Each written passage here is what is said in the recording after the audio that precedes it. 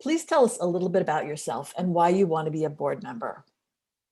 Hi, I'm Michele Metsch, and I'm running for a seat on the Board of Education of Mamaroneck. I've been a resident here for 18 years, and I've had children in the district for the past 12. Currently, I have an 11th grader at Mamaroneck High School, an 8th grader at Homix Middle School, and a 5th grader at Murray Avenue School. I've been an active volunteer in the schools and in the community. Currently, I'm the president of our district-wide SEPTA, our Student Support Services PTA, and I've held other numerous PTA leadership positions. Also, I'm on the district equity team, and I serve on the committee that is examining the code of conduct policy. And I also served on the district enrollment task force a few years ago. Through this work, I've had the opportunity to build relationships with many teachers, administrators, and community members. I spent a great deal of time in the schools. I understand the way they work, their strengths, our challenges. I want to be a member of the Board of Education because I'd like the opportunity to use my experience and my dedication to the schools to make decisions that help all of our students reach their full potential. So CURE exists to expand education around systemic racism and inequity. How do you think our district can expand that education? And how will you as a board member lead to bring together the differing opinions in our district around the importance of equity and anti-racist education? I look at equity from a broad perspective. I want our schools to be a place where every person, students, teachers, parents, can show up as their full and authentic selves, and that they're given the education and the skills they need to be successful in their life. A few years ago, New York State adopted the culturally responsive sustaining framework, which outlines 4 overarching principles, which I think are really important to keep in mind. A welcoming and affirming environment, high expectations and rigorous instruction, inclusive curriculum and assessment, and ongoing professional learning. While our district has made some progress in many of these areas in the past few years, there's still work to be done. The district equity team was formed to further that work. And I think as a board member, I really want to emphasize the continuation of the work in these 4, with these 4 principles in mind, because I think they give us direction and guidance in doing the work. And if we can strengthen these 4 areas, instruction, inclusive curriculum, an affirming environment, professional learning, that's really going to benefit our community, the students, and the culture of our schools. Can you speak to what you believe are some of the issues around equity and access here in the Mamaroneck School District? We are a diverse community in really every way. Race, ethnicity, religion, ability or disability, socioeconomics, gender, sexuality, country of origin, primary language. These differences make for a really rich and vibrant community, and I think it's one of the reasons so many of us chose to live here. And it can bring challenges. In the past, like 10 or so years, we've made some really good strides in providing equity of resources to our community. And in the past few years, we've had increased the diversity of voices in the books we choose, in our curriculum, and in professional development. I think the areas we need to focus on now are specifically some of the principles of the welcoming and affirming environment and the high expectations and rigorous instruction for all students.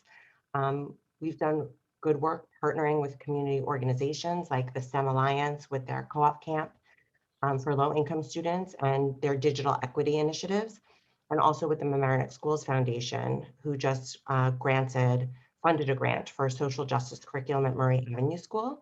But I think we need to continue those partnerships and seek additional partnerships with community organizations to increase the impact in these areas. What would you do as a trustee to ensure decisions made by the board are inclusive to the needs of all students? Throughout my time volunteering in the schools, I've always made it a point to talk to everyone, teachers, students, parents, administrators. I think it's really important to reach out and talk to lots of different members in our community. We want to hear directly from people. I think the board is inundated with emails, but when you have conversations, it really can further understanding. I think that's a really important aspect.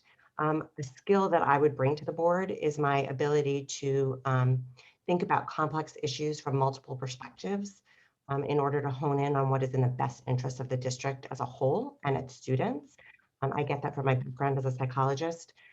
So talking to people and hearing their stories and understanding people's concerns and hopes and aspirations for our schools is really important. So the goal of an equity audit is to identify institutional practices that produce discriminatory trends in data that affect students.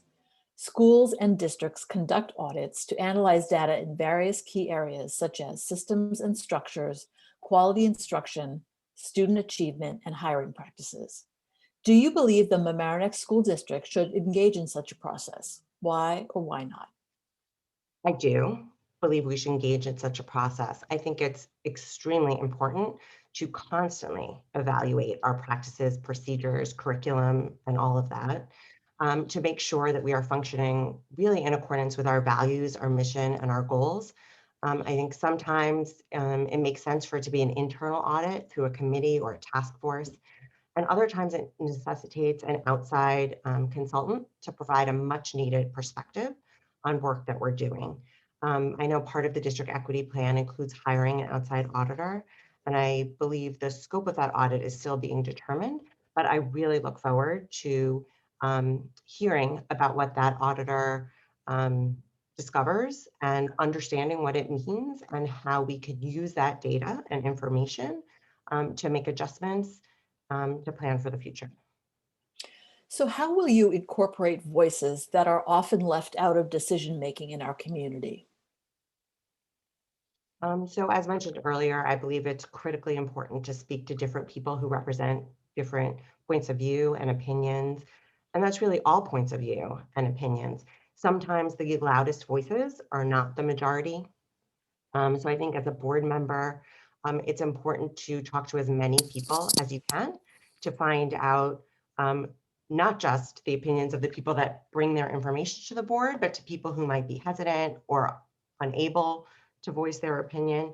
And that it's really the community leaders, community members, municipal leaders, students, parents, teachers, and administrators that all make up the fabric of our school district, and all those voices are important to consider when making decisions. Finally, please tell us how people can find out more about you. You can find out more about me by looking at my website, which is www.mm4formank.com, mmformamerica.com. Thank you, Michele. Thank you.